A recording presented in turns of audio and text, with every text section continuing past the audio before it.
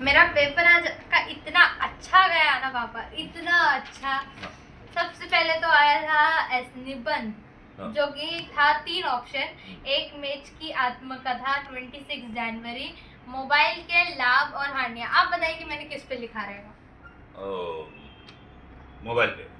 आपको कैसे पता? दूसरा कोई ऑप्शन हो ही नहीं सकता। क्यों? आपको ऐसा क्यों लगता है? मुझे मालूम है। क्यों? मोबाइल पे ही लिखी। क्यों आपको ऐसा क्यों लगता है, वो बताइए। अब मेरे को रीजन जानना है। लिफाफा देखकर लेटर का मजमून पढ़ लेते। मैं बताती हूँ कि मैंने लिखा क्या है। हाँ। तो इसमें मोबाइल के लाभ और हानियों के बारे में लिखना था। जो लाभ होता है उसकी अच्छाइयाँ और हानियाँ होती है उसकी बुराइयाँ। तो जैसे कि उसकी अच्छाइयाँ में आती है, तो मैंने स्टार्टिंग किया। तो जैसे कि मोबाइल की अच्छाइयों की बात की जाए तो मोबाइल में बहुत सारी अच्छाइयाँ होती है। जैसे कि अगर हमें कुछ इन्फॉर्मेशन चाहिए तो हम लोग के पास जैसे गूगल, जेमिनाई, चैट जीपीटी जैसे काफ़ी सारे और भी ऐप हैं जो हमें काफ़ी सारी इन्फॉर्मेशन घर बैठे दे सकते हैं। हम दूर के लोगों से कॉल पे बात कर सकते हैं, नए नए लोगों से फ्रेंडशिप कर सकते हैं। और उसकी बुराइयां हैं कि हम उनसे अगर ज़्यादा हम लोग फ़ोन से एडिक्टेड रहें तो हमारी आई को मतलब नुकसान हो सकता है। वो एडिक्शन भी इतना ज़्यादा अच्छा नहीं है, टाइम भी काफ़ी सारा वेस्ट होता है। तो मोबाइल एक हद तक अच्छा भी है और एक हद तक बुरा भी है। हम लोग की कितना कैसे यूज़ करते हैं उस चीज़ पे डिपेंड करता है। तो ये पूरा मैंने उस पर लिखा पापा। तो ऐसा होता है। हाँ, दिन भर यूज सिर्फ ये तो सिर्फ लिखने की बात होती है पापा, असल में कोई ऐसा नहीं होता। आज दिन भर जो रील चलती है वो मैंने कोई रील नहीं देखी है। तो ये सब गलत है ना। पापा आप मुझे दिखा रहे हैं। और फिर पापा आया था सोमत, जिसने हमें बच्चों के ये क्या बोलते हैं, बच्चों को अच्छा स्कूल में दाखिला करने के लिए माँ बाप की मेहनत के बारे में लिखना था। तो अपना विचार लिखना था। तो मैंने लिखा, माँ बाप कुछ माँ बाप बच्चे लोग को डांट पीट के समझाते हैं और कुछ माँ बाप बच्चों को प्यार से समझाते हैं। मगर बच्चे लोग कभी कभार डांट पीटने का मतलब गलत समझ लेते हैं। मगर आखिर में दोनों माँ बाप बस यही चाहते हैं कि उनका बच्चा सही रास्ते पर चले और उनके बच्चों का भविष्य उज्जवल हो। और अपने स्कूल के किसी अच्छे स्कूल में दाखिला कराने के लिए माँ बाप जो हैं वो रात रात तक फॉर्म के लिए खड़े रहते हैं, एडमिशन के लिए बहुत ज़्यादा फिरते हैं और फिर कमाते कितना भी हो बट अपने बच्चे को अच्छे स्कूल में पढ़ाने के लिए बहुत ज़्यादा मतलब ओवर टाइम काम वाम करके कैसे ना कैसे करके स्कूल की फीस भरी लेते हैं। ये किसी ने बताया है तुझे या सपना आ रहा है या इसमें लिखा पढ़ के? लिखा तो कहीं नहीं है बाबा। ये तुझे एहसास हो रहा है कि हमने पैसे भरे हैं एहसास और रात रात में लाइन लगे हैं? ये आपको मालूम है? ये सच बात है। एक नहीं, 4-4, 5-5 स्कूल में रात रात में जाके लाइन लगते थे। रात रात भर सुबह 5 बजे फॉर्म मिलता था। चल, आगे आगे आगे। और फिर आया था इस पे, स्वतंत्र हमारा जन्म सिद्ध अधिकार है। हाँ। तो इस पे मैंने लिखा कि पहले अंग्रेजों का राज हुआ करता था। तो हम लोग उनके ये थे, नौकर थे, उनके कब्जे में हुआ करते थे। वो हम पर शासन करते थे। इतना शुद्ध हिंदी लिखने नहीं आता पापा। अच्छा। वो क्या बोलते हैं, मात्रा गलत कर दी और हमें गुलाम बना के रखते थे। हाँ, गुलाम गुलाम वाला लिखा मैंने। गुलाम इजी था ना, तो गुलाम लिखा था मैंने। तो फिर और हमसे टैक्स लेते थे। ये मैं भूल गई। मैंने लिखा कि खाली हम लोग को नौकर बना के रखा जाता था। तो हमें शुक्रगुजार होना चाहिए जो हमारे फ्रीडम फाइटर्स थे, उनको उनके लिए मतलब धन्यवाद, शुक्रगुजार होना चाहिए कि उन्होंने हमारे लिए लड़ा और हमें आज़ादी दिलाई।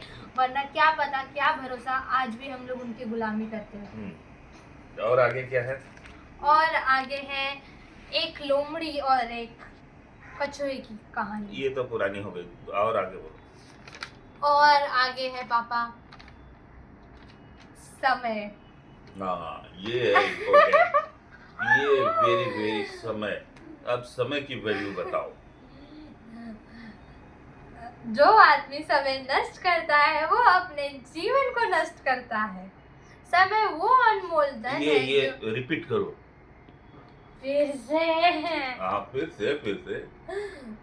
जो आदमी समय नष्ट करता है वो अपने जीवन को नष्ट करता है। समय वो अनमोल धन है। तो मतलब समय को और नष्ट करना, जीवन को नष्ट करना कैसे होता है? देखिए चलो मैं ठीक ये है, आगे लाइन पढ़ो। पे एक्सप्लेन तो कर दूं, हाँ। मगर आप मेरे को इससे कंपेयर करेंगे, इसके लिए कीजिए। मैं डर रही हूँ। हाँ। समय वो अनमोल धन है जो एक बार चले जाने पर वापस नहीं मिलता। इसलिए प्रत्येक आदमी को उस बात का ध्यान रखना चाहिए कि उसके जीवन का एक मिनट भी व्यर्थ में ना बीते। दिन भर जो टीवी देखा जाता है वो क्या होता है? ये नहीं बताना था, आद- ये नहीं बताना था, क्यों? ये नहीं बताना था, ये कट कर देना गाना एडिटर। मना करो फिर भी टीवी चलते रहता है। चलो आगे। कुछ लोग ऐसे होते हैं जो अपना समय तो नष्ट करते ही हैं, पर दूसरों के पास बैठकर व्यर्थ की बातें में अथवा अन्य तरीकों से दूसरों का भी समय नष्ट करते अभी हैं। जैसे मेरा हो रहा है। आऊंगी नहीं यार, फिर मैं बात नहीं करूंगी तो आपको मनाने के लिए गिफ्ट्स लाके देने पड़ेंगे। समय के मूल्य को ना समझना हाँ, समय के मूल्य को ना समझना भारत का एक राष्ट्रीय दोष हो गया है। जो राष्ट्रीय ऊपर उठना चाहते हैं, उन्नति कसा चाहते हैं, उसे अपने दोष को जल्दी से जल्दी दूर करना चाहिए। हो गया। ठीक है, तो इससे क्या समय का क्या महत्व मिला? समय इम्पोर्टेंट है, पूरा पैराग्राफ यही तो एक वर्ड पर सीमित है, समय। तो समय। ये आप याद रखो और सामने भी बताओ कि ये समय क्या चीज है, समय की कदर कैसे करें। अगर आप फिर मेरी लाइफ को समय बर्बाद होगी लोगों से कंपेयर करेंगे, जो दूसरों का समय भी बर्बाद करते हैं उन लोगों से। हाँ, इसके लिए मैं बोलना नहीं चाहती कुछ। ठीक है, चलो ओके, बाय बाय।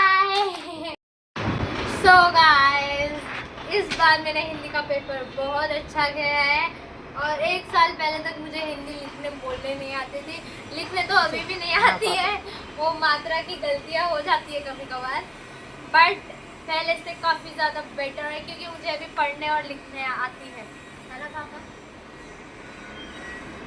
ठीक है। अब मराठी का पेपर भी मेरा बहुत अच्छा जाएगा क्योंकि मुझे पढ़ने आ गया है। आई मीन टू से इसकी मुझे दिन भर हिंदी मराठी में पढ़ाते रहते, कहीं रास्ते में चले जाएंगे तो हिंदी में नाम देखेंगे तो बोलेंगे वो पढ़ के बता क्या है।